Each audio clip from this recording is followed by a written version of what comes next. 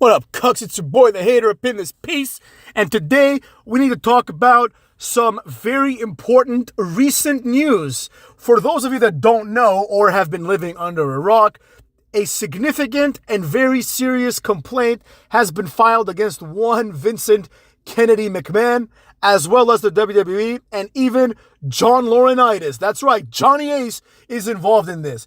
Now, your boy read the entire complaint because one of my very good friends sent it to me, and then other people sent it to me as well, in my personal life, and I read it. I read the whole thing. It's 67 pages. It was a quick read, though, because it was well written. It was a good complaint. I mean, obviously the things in there weren't good, but you know what I'm saying. So now the hater's going to break it all down for all of y'all, all right? First of all, I'd like to start by saying that before I read the complaint, I automatically assumed that this was probably going to be, made up stuff, right? It just doesn't seem that that reasonable that as soon as Vince McMahon is ready to step away and they merge with UFC, that all these things keep coming up. So I was a little skeptical to begin with. But my skepticism ended quickly when, while reading the complaint, there's certain parts in the complaint that are quoted from Vince McMahon, right? Things that Vince said to the woman that is filing the complaint, etc., right? Now, the quotes of Vince McMahon, when I was reading the complaint in my head, when it was time to read the Vince quotes, I just automatically switched in my head to Vince McMahon voice, right? Which leads me to believe that this is exactly the kind of stuff that Vince would do, right? This is a very Vince McMahon type complaint. Now, obviously, we need to know if he's guilty or innocent. I'm sure you want to get to that. I'm sure he's going to settle out of court for probably a lot of money. But the story goes as follows. This young woman named Janelle Grant apparently met Vince McMahon through a mutual friend. Long story short, Vince offers her a job. Vince apparently was already separated from Linda. Who knows, right? He offers her a job. Then she's like, oh, that's great. It's going to change my life. $75K to start with, which is a nice chunk of change, especially considering that she's never had a real job before, right? So he's offering her a job. She's trying to get the job. It's not working out because she hasn't gotten a response yet. Blah, blah, blah, blee, blee, blee. Long story short, Vince starts making his move. He starts making a sexual advance. She feels coerced. She feels pressured. Long story short, Vince and her start fucking, right? Eventually, Vince, here's where it gets weird. You know what I'm saying? Eventually, Vince wants her to have threesomes with other dudes, including John Laurinaitis. Who knew, right? Vince McMahon, I don't want to get into all the details because some of them are boring, but basically, apparently, Vince McMahon, according to her, has several dildos, right, that he likes to use on women, and they're all named after WWE wrestlers. So he has a black dildo that apparently is named after a black wrestler. It's probably Lashley or Big E. I mean, Big E would just make a good name for a dildo. And he's got a white one that it's named after a white wrestler. Maybe Brock Lesnar. Who knows? Drew McIntyre. Who knows? It's definitely some big dude, right? And long story short, Vince starts having sex with her, right? And passing her around to various people, including some random doctor, John Laurinaitis, and other people. Allegedly, right? Now, in this, Vince is apparently also buying her things, sending her flowers, right? So it's he tells her he loves her a couple of times, whatever, right? So it's a very complicated thing. But nothing was more, weird than a situation where apparently he had a threesome with her and this doctor, I think it was. Right? I don't remember exactly the details because I read it a few hours ago. But they were having a threesome, and Vince decides to just take a shit on this girl's head, I guess, right? So she's covered in Vince's shit, right? And Vince goes to take a shower, but he tells her, you have to keep having sex with this guy, right? The third person in the threesome. Vince takes a shower, comes back, and they proceed to keep having sex with her for another hour and a half, right? So you can think about how humiliating that is. That's another piece of evidence that leads me to believe that it's true, because it's I don't care what's at stake. You don't want the world to know that you're someone that got shat on while in a threesome by Vince McMahon, right? You don't want that out about you. So, I'm inclined to believe it. Now, there's some accusations in there that I was a little skeptical about. So she claims that one time she went to the office and she was raped by Vince and John Laurinaitis. Now, while I believe that what she said happened, right, I believe that this is all part of the same circle jerk, right? In the sense that they probably didn't think they were raping her, in the sense that she was saying stop and no, because there's a lot of role playing and fantasy play in this. So I'm inclined to believe that and then she kept working there and stuff like that. Now, is it possible that they raped her? Sure, of course it is, right? In my opinion, it doesn't really change anything because what Vince McMahon did is just horrible enough already, right? Or what he allegedly did, I should say. But I mean, there is an element here, is the point I should be saying. I mean, maybe she was real, maybe she wasn't, but there is an element here of obviously they have an understanding, right? There's an agreement that they have. There's an understanding that they have that Vince McMahon basically uses her as a sexual plaything, right? And she just goes along with it because of the salary, the gifts that he's getting, or he bought her a car. There was like a list of things, right? And all these other things that were involved in the story, right? Including potentially giving her a promotion. Long story short, around 2022, this thing started in like 2019, right? Around 2022, and also I should note, during this time, Vince McMahon is trying to re-sign a very popular WWE superstar. People are saying it's Brock Lesnar, but I'm not sure because in the complaint they mention, a former UFC champion, but that was in a different context. So whether that's the same person in question or not remains to be seen, right? We don't know. It could have been Undertaker for all we know, right? Could have been anybody that was in the process of signing a contract. Could have been Edge. Well, actually, no, it couldn't have been because this person did sign the contract, right? It could have been Cena. It could have been Orton, right? It could have been a number of people that signed a contract in the last 5 years, right? That might be like the whole roster. But the implications were that it's a very important high-level superstar and that Vince was pretty much trying to pimp this girl out to the superstar so that he would sign up, which I find that hard to believe because it's like, let's say it's Brock Lesnar. Like, really? Like, Brock Lesnar's debating whether he should sign or not, but because Vince lets him have sex with this woman, now Brock Lesnar's going to sign? Are you kidding me? That doesn't seem realistic, right? That seems like a little silly, Maybe that's like Vince McMahon showing him, oh, look, like, I have everything under control, and I know, like, I'm telling you a secret, and maybe that might entice him, but I don't know about, like, the whole, like, Brock Lesnar only signed so you could have sex with this woman, That just seems far-fetched.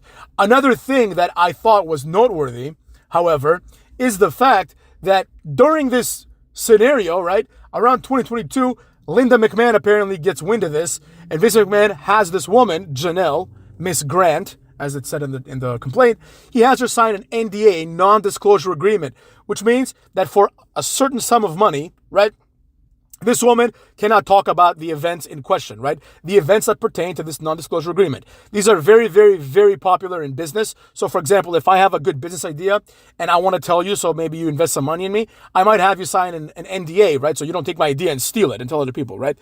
They also operate they're very, very frequent and very, very common with people like Harvey Weinstein and, other people that abuse people. They do this, right? Now, what people don't know is that there's rules to NDAs like everything else, right? And there's rules to contracts. An NDA is just a contract. There's rules to contract, including unconscionability, right? And the parties must have the capacity to contract, right? So all of these were arguments that the complaint made, right, in trying to nullify and invalidate the NDA. So one argument was that this woman was coerced, right? Definitely economically and maybe even physically by Vince in signing this, right? She was legit scared of him because some of the things in the complaint, aside from the one where he shits on her head, there was one where he basically like has like very rough and violent sex with her, and he essentially like beats her like badly, right? So like it's reasonable to think that she might have been afraid, right? Again, this is all alleged. We don't know for a fact, right? But she's trying to throw the NDA out, which would justify her breaking it and suing Vince McMahon for all of the things that we're talking about. One of the other things is that Vince McMahon didn't, apparently, according to her, allegedly, did not keep up his end of the NDA, which involved paying her $3 million, a lump sum of $1 million, and then $500,000 every few months or something, right? That wasn't very clear in the complaint. Vince didn't do that, so like now she's like, oh, wait a second, like, where's my money, right? So she's suing him. Now, why is this relevant, right? It's relevant for two reasons. Number one, it's not a good look, obviously. Nobody needs to talk about that. Two, in the context of Vince McMahon, Vince McMahon is a hero to many of us, right? And like many of my friends who idolize Vince McMahon, right, I have this inclination to want to defend him. However, if we're being subjective, it's one thing, right? We can say subjectively, I like Vince McMahon, and I don't think he'd do this, etc. But objectively, and I understand these are just accusations, she could have, after all, made it all up. But I think if we look in our heart of hearts, what the fucks, you know what I'm saying? I feel like we all know that this is definitely something that Vince McMahon is capable of doing, right? This is consistent with his character. I don't mean his character like the Mr. McMahon character, although it is also consistent with that. I mean, it's consistent with how he is, right? Like every interview that he does, everything people say about him, he's a no-nonsense kind of guy, very masculine, very dominating, right? These are things that I feel like fall in the wheelhouse. Now, I understand that's not enough to convict, right? Of course not, and he's not even being, as far as I know, he's not even being prosecuted. He's just being sued, right? But it could lead to a prosecution if Depends on what the evidence that she has, right? She has texts from him, right? Now people are thinking, oh, what if they're fake texts? Well, they could be, right? But eventually she's going to have to prove that they're real texts. And if you put that in the complaint, chances are her lawyers did look at that. At first I thought they were just like leaked texts, but apparently it's part of the complaint. So there you have it, right? Now, the most important thing that I want to share with you is that, well, there's two things, I guess. One of them is going to be a bit deeper, but we're going to talk about that later. But the main thing, the main consideration, the main takeaway from this is that let's say that everything that Vince did was consensual, right, with this woman, which is going to be, of course, the counter argument of the Vince McMahon legal team, right? They're going to say, no. Vince McMahon may have had an affair with this woman, right? He may have bought her this. I'm sure she has receipts for all of them, right? She at least has the car. She has, there's a record of this of some sort, right? He may have done this. He may have done that. He may have even had threesomes with her, right? But it was all consensual, right? And the only thing that we know, right, that would indicate that it's not consensual would be her story, right? These things happen. Let's say they all happened, right? And she's like, I didn't consent. Vince is like, yes, you did, right? If he did, he didn't commit a crime. So then the argument is he paid her, let's say $3 million or $1 million, whatever, right? He paid her off because he doesn't want people to know that he's cheating on his wife, right? Which is relatively, easy to swallow, right? That makes sense. Now, let's just say all that is true. He's still a bad person, motherfucks. And I love Vince. But if he did these things, right, even if it's consensual, this is one pet peeve that I have. In this postmodernist BS society, people have this thing where it's like, well, as long as two consenting adults are participating, then everything is fine. No, motherfucks, no, it's not, right? I decide what I think is okay and what I think is not okay. And you should too, right? In my opinion, in no circumstance, even if let's just assume that this woman is like the most filthy, disgusting, bottom-feeding, trash bag hoe, as Jericho would say. Let's say she's like the sluttiest girl of all time, right? Even then, and she agreed to all of it, even then, Vince would be a man in his mid-70s or early to mid-70s, because this happened several years ago, right? He'll be a man in his 70s who is taking a shit on a girl that I'm assuming is in her 20s or 30s. I don't think she's any older than that. Like, I saw a picture of her, right? So let's just say she's in her 20s because she never had a job, etc. So the indicators would seem to show that she is in her 20s, right? This is a grown man that took a shit on a woman, right? This is not a good man. You understand me? If he in fact did this, right? Now, obviously he's going to deny it, right? And maybe she's lying, right? That's a possibility too. We have to consider that possibility as well, right? But it seems like, she has no reason to make these things up about herself, right? If she's going to sue him for money, right? The fact that she got shat on would be something that she would leave out, right? You'd be like, oh, he and I just had a lot of sex, but I felt that I was raped, I felt that I was coerced, I felt that I was sex trafficked, and that everything else in her complaint would exist and would, kind of point to like a possibility of truth or a possibility of lies. In the court of law, it'd be the same. But the fact that she included that he took a shit on her during a threesome, that's something you don't want people to know, that someone took a shit on you, right? Let's say she's trying to find a boyfriend, right? Would you date someone who was shat on by Vince McMahon? No, you probably wouldn't, right? Even if you think like she was raped or whatever, you'd be like, oh, I don't know if I can get past that, right? This would limit her career opportunities, her dating pool, her career opportunities twice over, cucks, and everything else. So the fact that she volunteers this information leads me to believe that Vince McMahon did it. Now, what should be the consequences? Well, a lot of people are saying, let's erase the memory of Vince McMahon, right? Hold on a second. I don't agree with that either, right? Vince McMahon is still Vince McMahon, right? Now, people ask you sometimes, they're like, Hater, if you had a painting and it was worth $10 million, but Hitler painted it, would you keep it? I mean, obviously I would sell it because $10 million is a lot of money, but, and the answer is of course, right? I don't care what someone does.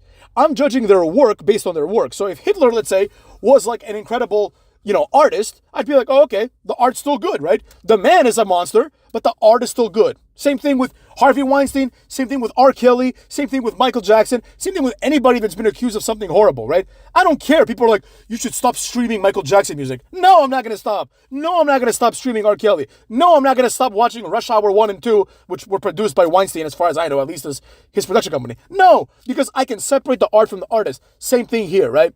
So I don't know if we should delete Vince McMahon for history, right? But in my opinion, if he did it, right? If he did the things and it wasn't rape, he should face consequences, right? Like, I was telling my friend, I'm like, if this was my father, right? And I love my dad, right?